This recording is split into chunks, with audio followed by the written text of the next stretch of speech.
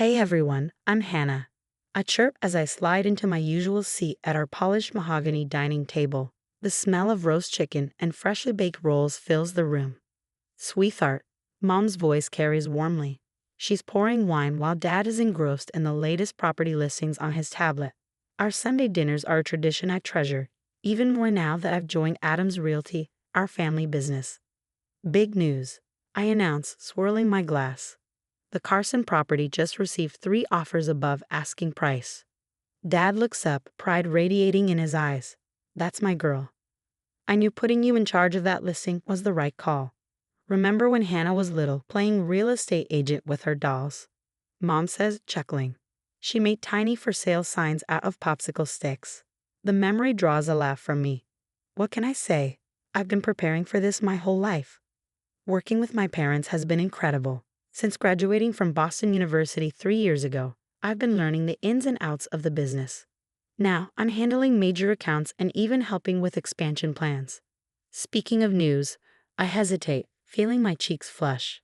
Andrew asked me to dinner tomorrow night. At LeBlanc. Mom's eyebrows shoot up.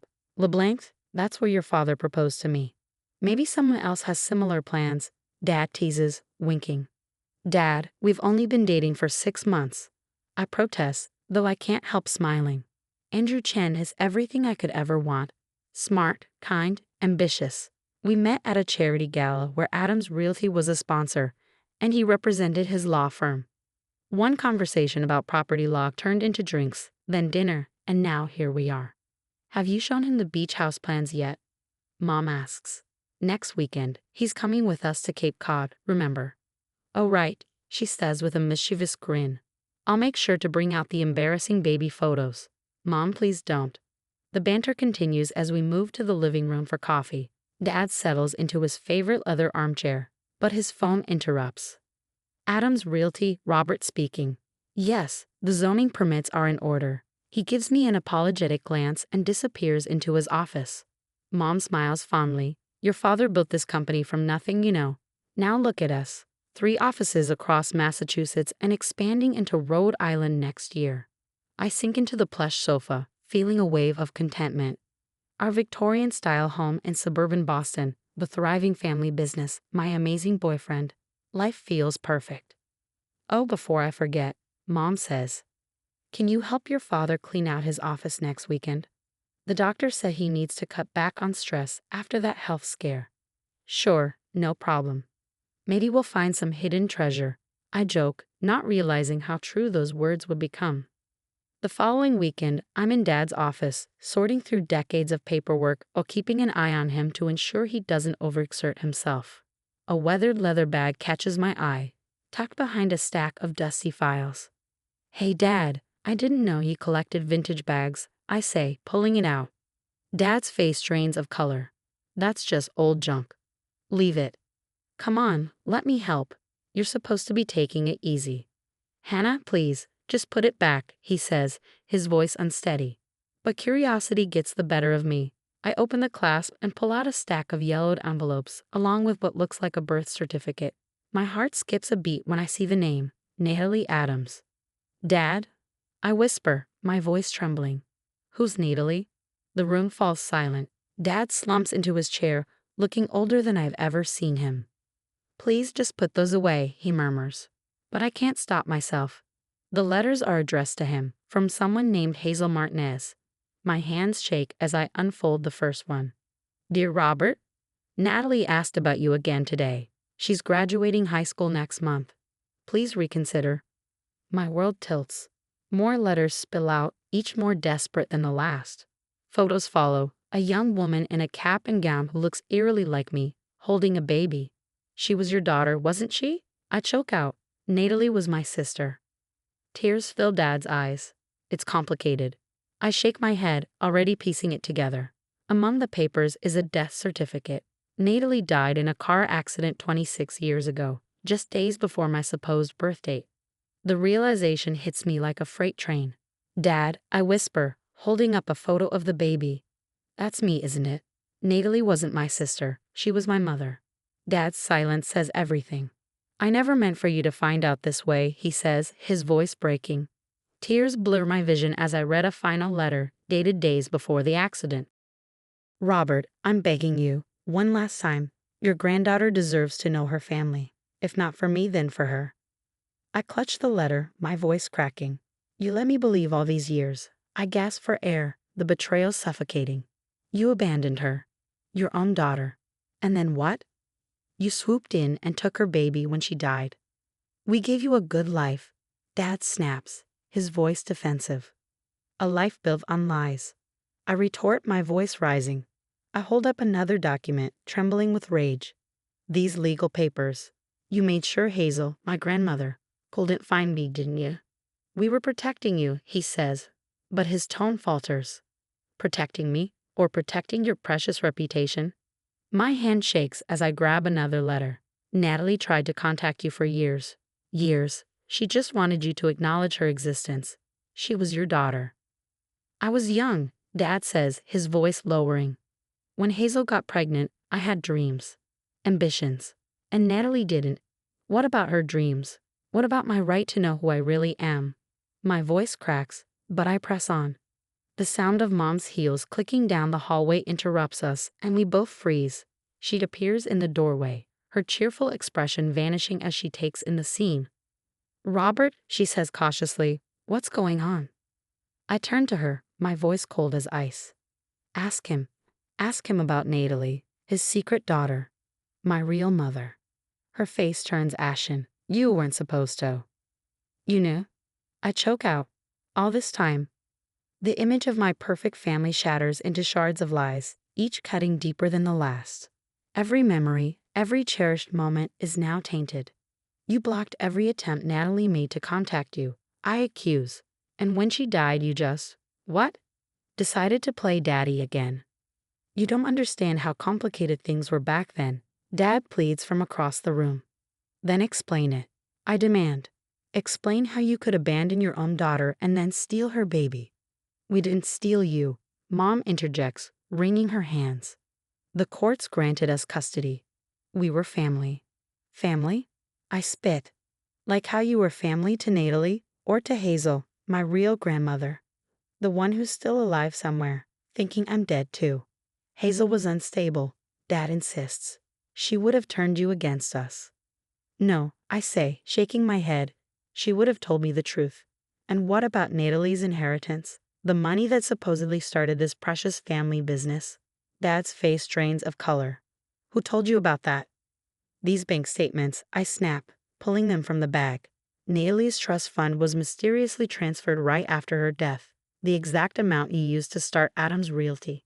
I was protecting your future, he says weakly. By stealing my mother's money? The money that should have gone to me through Hazel. Mom steps closer, her voice pleading. Hannah, please. Everything we did for you. Stop saying that. I shout, my voice breaking. You didn't do this for me. You did it for yourselves. Your perfect life. Your perfect family. Your perfect lie.